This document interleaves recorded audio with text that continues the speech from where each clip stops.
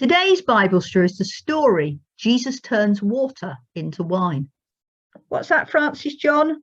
You've run out of honey. Oh dear. You had a party with all your teddy friends and now you've got no honey left for your breakfast tomorrow. I'm sorry to hear that. I haven't got any honey, but I've got some blackcurrant jam that I could let you have.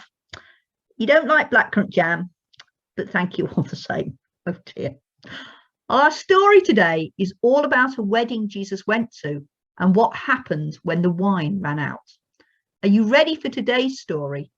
Jesus turns water into wine. There was a wedding in the town of Cana in Galilee, and Jesus' mother Mary was there. Jesus and his disciples were also invited.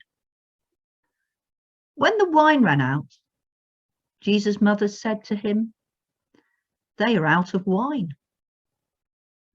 She also told the servants, "Do whatever he tells you."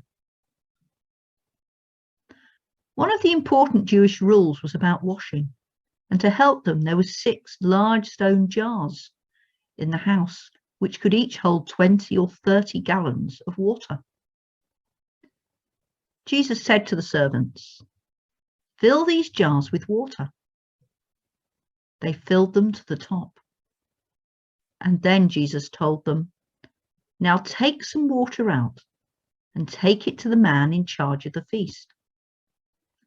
They took him the water. It had turned into wine. The man in charge of the feast tasted it. He did not know where the wine had come from. But of course the servants who had taken the water out knew.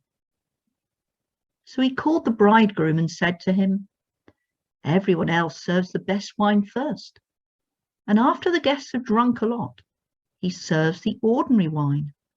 But you have kept the best wine until now." This was the first miracle that Jesus did, and his disciples were amazed. In our story today, we heard how Jesus' first miracle was at a wedding in the town of Cana. Instead of the wedding being remembered as one where there was not enough wine to drink, it was remembered as one of the most exciting parties of all. Jesus took water and he changed it into wine. Not just ordinary wine, but the best tasting wine of all. And not just a little bit of wine, but over 800 bottles of it.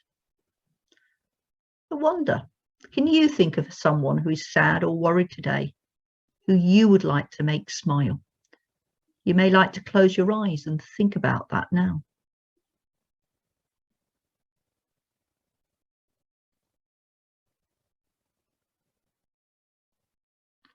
I'm going to say a prayer, and if you'd like to make it your prayer too, please say amen at the end after me.